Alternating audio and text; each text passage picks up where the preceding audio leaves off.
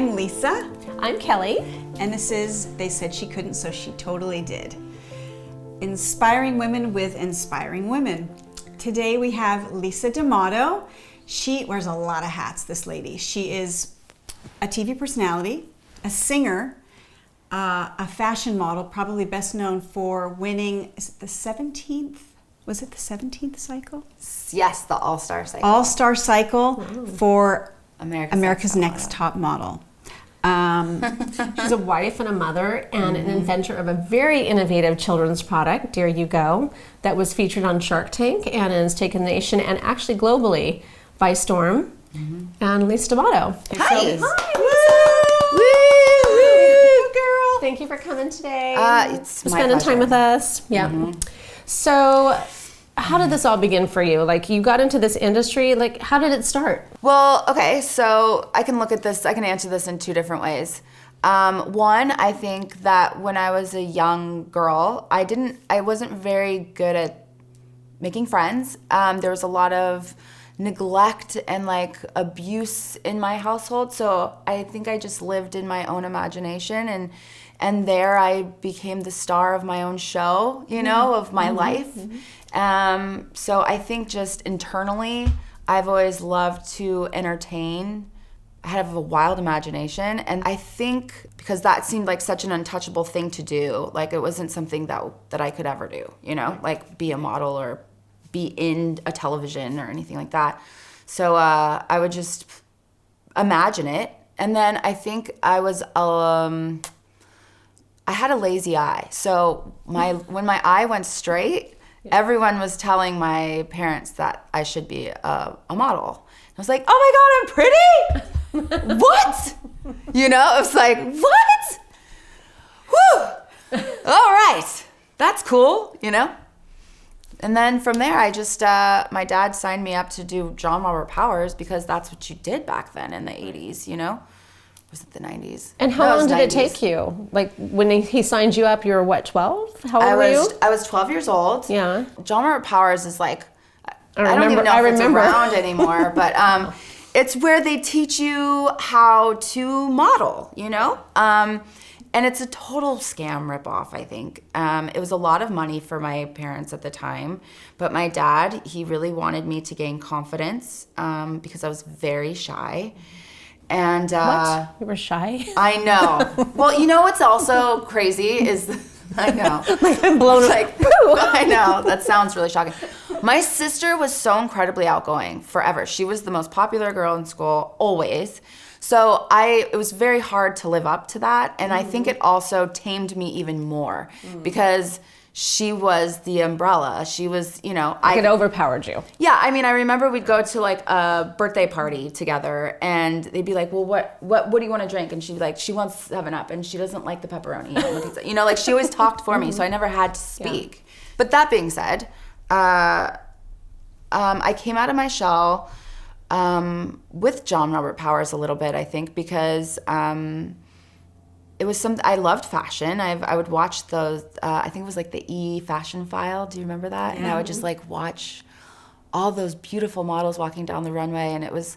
I really loved the beauty of the creativity of fashion and colors and all of that. And so me feeling like that was a possibility in my future, like, whew, it perked me up, And the first thing that they did, they had like this open call where they were giving out like a free shoot, so girls could just go in a line and you can shoot with the photographer.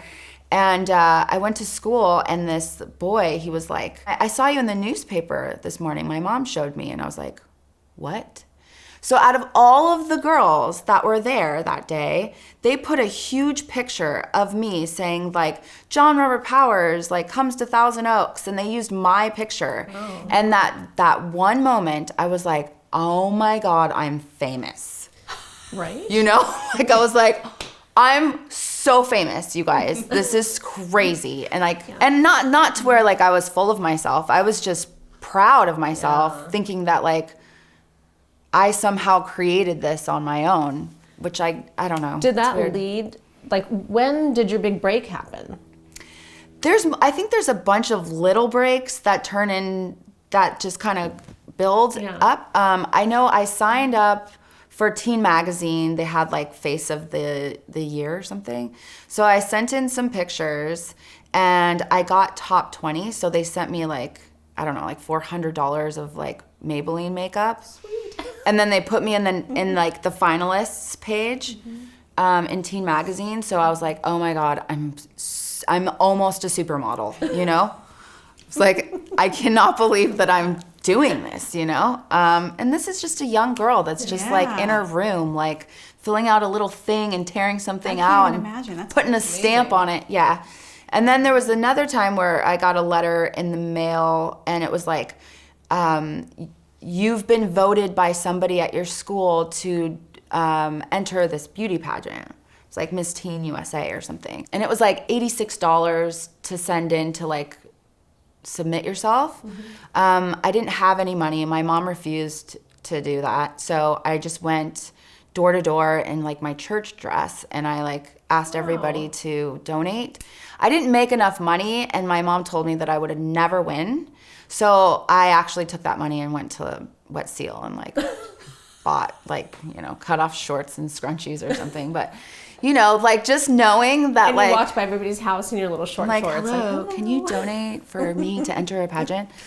There was this girl that was super beautiful that was in high school with me. Her name was Allison Ford, and she was in every teen magazine. And it was almost like lisad'Amato wants to be like you, you know? And I did, you know, she had like the perfect family. It wasn't a broken family like mine. She drove a Jeep, like a brand new Jeep Wrangler. She was like so beautiful, so beautiful. And I remember I just asked her what agency she was with because I didn't have an agent yet. And she said she was with It Models. And so I was like, okay. I had already been submitting my pictures to all the agencies, even in New York. Elite, for instance, they're like, what size shoe are you? I'm a 10. And they're like, you're a size 10 and you're 5'2"? And I was like, yeah, I know, I'm Thumper, you know? But they're like, keep sending us pictures every 6 months. So I had a lot of interest from other agencies, but none of them signed me yet. So I was I think I was like 5'7", like a year later. I grew so much. Wow. I grew so fast. How tall are you now? 5'9". Wow. So I was 5'7". I had a size 10 shoe. Please tell me your feet didn't keep growing. No, it stopped at 10. I was literally Thumper though. Like I found out the address and they had an open call. And so I went to It Models specifically because I obviously knew it was legit. Not because I wanted her exact agency. I just knew that it was real, you know, because there's so many like you don't know what's real and what's not real with agencies. And I went to their open call and they said yes. And I did my first photo shoot with one of their test photographers. Her name was Colette. And it was like $275 for a half-day shoot. And I begged my dad. My dad's always been so supportive of me. And those pictures were so freaking beautiful. Not like me. I'm talking about like the lighting and the makeup and the hair, like the way they styled me. Yeah. Even I was like, who is that girl? You know, like I was floored. Yeah. It was crazy. Like I want to show you these pictures. Yeah. And then that became my Zed card as one of the pictures and it booked me on everything. Like I had Sassy magazine. I did Teen magazine every single month. Wow. Because I came out of my shell, like I had mentioned, I was getting super confident. I knew how to act confident, even if I wasn't, because I would just, then I was like, what would my sister do? Right. You know? And I'd be like, oh my God, I got this. I'll just pretend I'm my sister, you know? And that's where it all kind of slowly came about. I remember my agency called me at one point and they're like, Lisa, you're on speaker. And I'm like, okay. They're like, you booked Barney's. And I was like, the purple dinosaur? Like, what do you, and they're like, no, Barney's New York. Like, this is huge. And I was like, oh my God, that's so cool. I'm like, what's Barney's New York? Like, I didn't, you know? But, you know, my dad has always been super supportive of me. And he took me to all my castings every day. He lived in LA. He would drive all the way to Thousand Oaks, pick me up, take me to a casting, drive me all the way back home, and then drive back to LA. Like, he was He was amazing. So, yeah, that's where it started. Wow. And you just slowly came out of your shell and became who you are today, which is just, I would never in a million years think you're shy. Not that you are now, but that you came from that? So shy. I played tetherball by myself every single day in elementary school. Yeah. And I remember I would cry, and I'd cry to my dad, and I'd be like, Dad, oh my God, like, I have no friends. Everyone makes fun of me when I'm, playing tetherball by myself. And he goes, well, do you play them? And I was like, yeah, some of them, they'll want to play me. And you can I remember saying this, I was like, and I always can tell that they want to like make fun of me because they're going to beat me, but I don't let them, I win every time. Like, hello, I play tetherball all day, every day by myself. Like, of course I'm going to win. And my dad goes, well, why don't you let them win? And I'm like, I'm not going to do that. And he goes, well, it would help to make friends. And I remember being like, I don't want them as my friends. I'd rather be alone than have those dirtbags as my friends. Yeah. Is there anywhere in your life, because I imagine going from model to inventor, there are maybe people who didn't take you seriously, or like, I don't know, but are there places in your life where you hit a big no and you had to push through that? Yeah. All the time. Okay, so when I was young, my mom was my worst enemy, always has been. I think that also plays a huge role in why I am who I am today. But yeah, she's, when I was modeling and I got older and you start developing into your body, she would tell me, like, you aren't going to be thin forever. It's not our genes. You're going to be fat. And if you aren't thin, no one's going to love you either. So my mom suffered tremendously with her own eating disorder, bulimia. And so everything was no. Like, oh, well, that's a pretty picture now, Lisa, but you won't look like that forever. It was always those types of things. Or, you keep having these big dreams, but you aren't going to resort to anything, nothing, because you're stupid. Look you can't even like pass, I was in resource. I wasn't a good reader. But no one ever like helped me, So I was in resource. So she would always like, pin that on me. Like, you aren't smart like your sister. So I think when anybody says no to me, it drills so much harder through my heart. And it's nothing against them. It's like, okay, well, my mom is my motivation every single day. And I'm not mad at her anymore. I don't have any resentment. I've had a lot of therapy, thank God. But you realize that, like, she's sick, Like, she did her best. I know that she has mental illness. She suffered from eating disorders forever. She had very abusive men in her life, ones that she let come into our bedrooms. My sister and I were molested for 4 years, and she knew about it. And she would just say, well, maybe you shouldn't dress like such a slut. Maybe if you didn't look like a little hoe every day. Who says that to a third grader, Yeah. So, oh gosh, that's crazy. So how does that spirit of yours not only survive, but thrive? Yeah, really, because that... Yeah, so I was, I think a huge pivotal point in my life was going on America's Next Top Model, the first season, cycle 5. When you're on reality TV, you get to watch yourself. Granted, it's completely edited, and sure, they instigate situations, and it's for entertainment purposes. But you really still have to own the way you react to things. And even though I'm watching it the way the public isn't watching it, because I actually knew what happened, it's still, you get to watch yourself, and that's you being completely aware of like how you're projecting yourself on other people's opinions is a huge eye opener.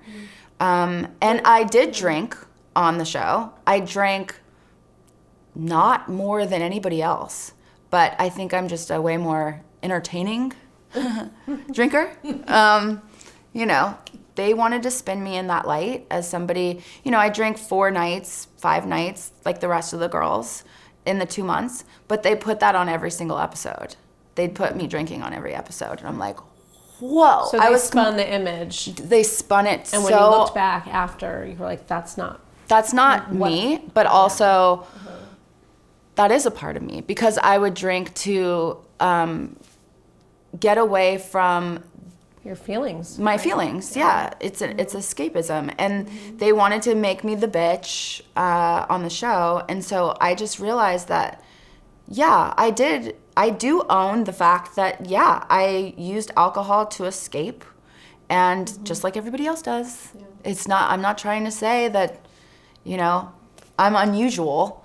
But I realized that a lot of my PTSD from my childhood, feeling trapped, feeling unheard, was something that I had never tried to fix. You know, I didn't understand what PTSD was. I didn't think I had it. I obviously was suffering from serious trauma, and the show was triggering that.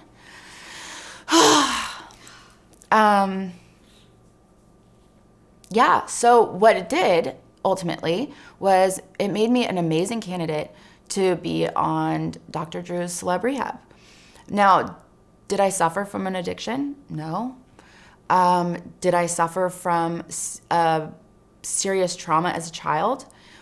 Kids, and anybody actually, who suffers from any type of trauma, the chances of you becoming an addict are like crazy huge, because you're trying to escape your feelings. You get triggered every single day from life. So I think even though they knew that I wasn't detoxing from anything, my story was compelling, and it also helps teach the viewers of things to look out for. So for me, it was such an amazing experience, because I got insane therapy with the best therapist on the planet, Dr. Drew.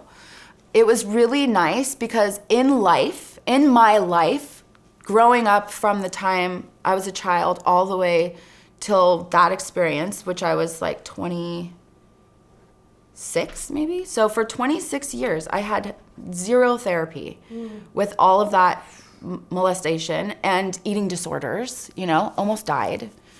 I was so bulimic. I was doing like 9 bottles of Ipecac a day for years, where I was like... Because of the message you got from your mother?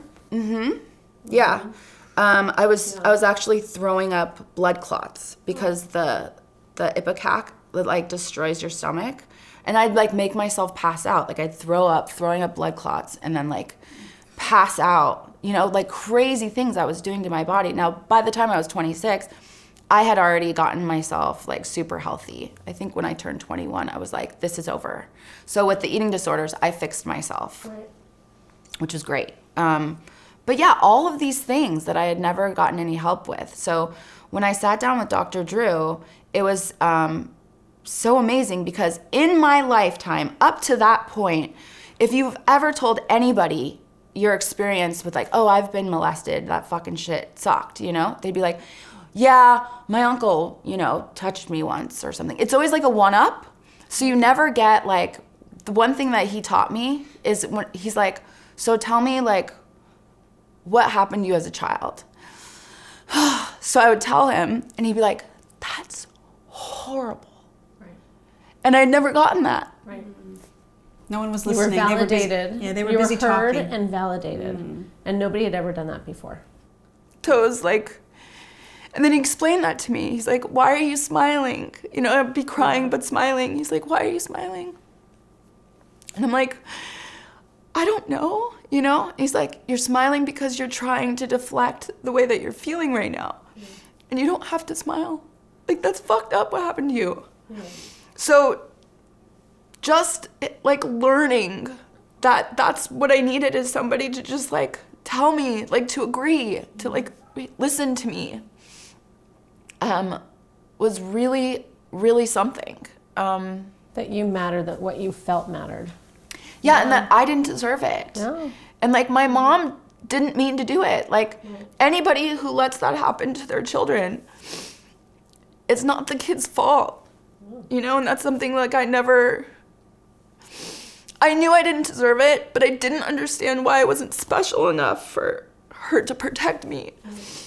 or my sister. So that was really great, you know? And listening to like all of the other stories, like Mackenzie Phillips was in my group as well on the show. And you hear these stories of these serious drug addicts. We're talking like heroin. We're talking like, you listen to their stories of them growing up and you're like, oh my God, like I'm so lucky that I'm not at this level. Like and that's what Dr. Drew would always say. He's like, Lisa, like you've gotten this far with what's happened to you, like being beaten and molested and verbally abused for so many years, like, and you aren't a heroin addict and you aren't a prostitute. He goes, that's incredible. Like you should be so proud of yourself. That's like, you know what's really incredible? Because I happen to know Lisa. Yeah. What's really incredible is what an amazing mom you are, and that everything that you didn't have or what affected you, you're doing completely the opposite, because those are some pretty special kids that you have, and you can see the love that you have and the protection you have, and love my you know, boys. like, I mean, it's pretty incredible that you could come from where you came from and turn that around. Yeah, it's Stop the cycle. Yeah, right? exactly. The thing that's really crazy is like once I developed There You Go, this bad boy, it was like, whoa, like I was like, oh my God, I'm the mom that I never had that created a product to help moms feed their kids healthy meals. Yeah. So tell us a little bit about There You Go. Isn't that weird though? Yeah, like it's amazing.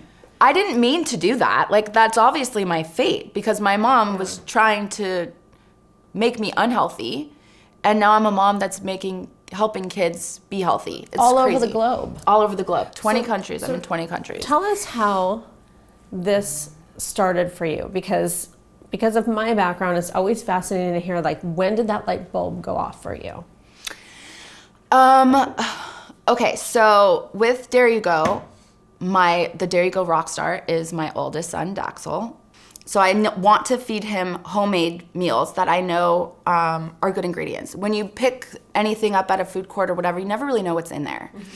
The next thing is he can't have food touching. That's a big thing. If food is touching, then, you know, the arch back, I don't even want it anymore, you know, that whole thing. So I'm at the mall with my co-founder, Emily. And there's a little, like, what I thought was a silicone bib. It was called Tommy Tippy. Yeah, and it's a bib, and it's, you know, it's skinny. But it's a silicone food catcher. And I would put food in there. Like, while we're like, if I'm getting a birthday present at the mall, like, we're zipping around. And so you took a sharp turn, and all the food went together, and he arched, and you're like, So this is what happened. She's with me. Yeah. My partner's with me. She wasn't my partner at the time. We were just friends. We're at the mall, and I told Daxel, hey, if you're really, really good, I'll get you some French fries, okay?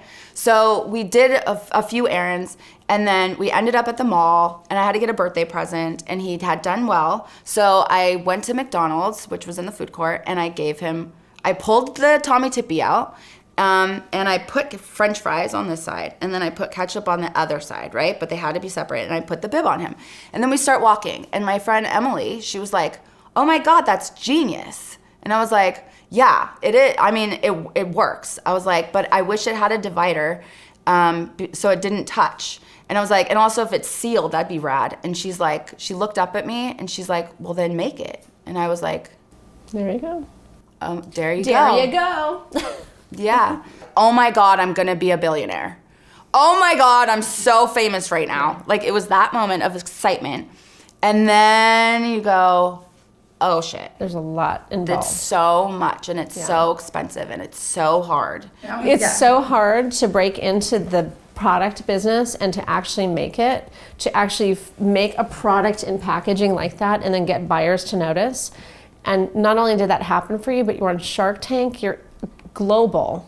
Mm-hmm. And you're killing it out there. So, I mean, that's amazing. So we work every day. I work it's amazing. Every day. I'm always thinking of like the next best thing. What I was going to say though is, you know, I got Kelli to put me on the market, right? Hi. As my sales rep, which she killed it. We killed it. Now we're in 20 countries. We've been on the market just a little bit over 2 years. And just now, I'm fully getting a grasp of like SEOs and, search engine optimization and understanding like marketing from a different perspective. So I want to ask you, we heard about the no from your childhood that kind of carries on, and that you always have to check yourself like, no, I'm not taking that no, like I'm tossing that away. I heard, like, what about in business? Like, what about in, whether it was the entertainment business or in this business, like, where did you hear that no that you said, I'm going to do it anyway? Oh, yeah. And I'm sure there's a million. What's the first thing that came to your mind? The first is the most recent one that just happened, that just came to mind. Dubai. Okay. Okay. Yeah. So Dubai in general is, a male-dominated, they don't really respect women, especially in business, they don't. That was very clear when I was dealing with a distributor out there. So he just kept like patronizing me and saying that he's gonna pay this because there's other things on the market that he could either go with my product or go with this other product. And right? he wasn't respecting what your asking prices. He was dictating to you, the woman, what it should be. What it needs to be. Right. And why why my product isn't as significant, And he goes, there's a product actually just like it. So I don't need to go with your product. He made it seem like I'm lucky if he chooses my product over this other product. So it kept going back and forth. He sent me this contract. He's like, you're gonna love the contract, just send it over. And of course, it was like, you'd be lucky if our company, if your logo is added to our roster, And I'm like, okay, first of all, don't talk to me like that, because you're lucky to have my product. There's a lot of distributors out there, and I don't need to go with you. And it gets to the point where like, this bitch is gonna come out. And you can call it a bitch if you like, whatever, that's what they're gonna call it. But no, this is my baby. I'm trying to help parents all over the world. And if you wanna be a part of that mission, great. If you don't, and you wanna like try to eat me alive and belittle my product and tell me that it's not that special, then why are you even talking to me? You obviously want it because you're arguing with me now. Like, I got on the phone, I was like, let's duke it out. So what is this other product that you keep comparing it to? Oh, I'll send you a picture if I find it. I know. So he's playing a game with you and telling you no in his own way. Do you know what that other product was? The Tommy bib. I'm just kidding. It was the Tommy Tippy. No, it was not. It was. I have never in my Really? life ever sent an email in all caps. Except that one time. And it was eloquently written. It was beautifully spoken, but it was in all caps. Did you strike a deal with this guy? No, I told him to go kick rocks. When she gets a no, Do you remember that one time? She gives a big F you. Yeah. And then kills it even more. Like, that motivates her to drive even further. So like, it's, your no's have always propelled you farther than you would ever have gone on your own. Absolutely. Absolutely. Like, which is such a good message to give. I do feel extremely defeated a lot with, certain hurdles in my life, just like anybody else. But I realize like making lists is really important. And also what inspires me to keep going is reflecting on what I've already accomplished. Yeah. Because I'm like, awesome. holy That's an crap. awesome message. I got in the newspaper for John Robert Powers. Yeah. I'm like, Yeah. I did that. Yeah. So You did got all of this. Yeah. I won America's Next Top Model All-Stars, the biggest you of the did all of entire this. franchise. It's amazing. And it's like, Yeah. yeah, I can. If anyone can do this, I can do this. So what would you tell your younger self, knowing all you know now? I even like thinking about my mindset even then, I would coach myself every single day and tell myself that I'm not what my mom would call me, or like, Lisa, you aren't that. Like, you're beautiful, you're amazing. And I would always coach myself. And you are. Oh my gosh. Like, to know this person in person and to see what you've all seen in the past on the shows, like, totally, like, you know, you are warm and you are wicked smart and you're crazy funny and you're just endearing and you're a Thanks. go-getter. Well, we appreciate you being on. They said she couldn't, so she totally did, because you so totally did. Look at this, look at that, look at all of that. Oh yeah, If you can think it, you can do it. Bye. that is so true.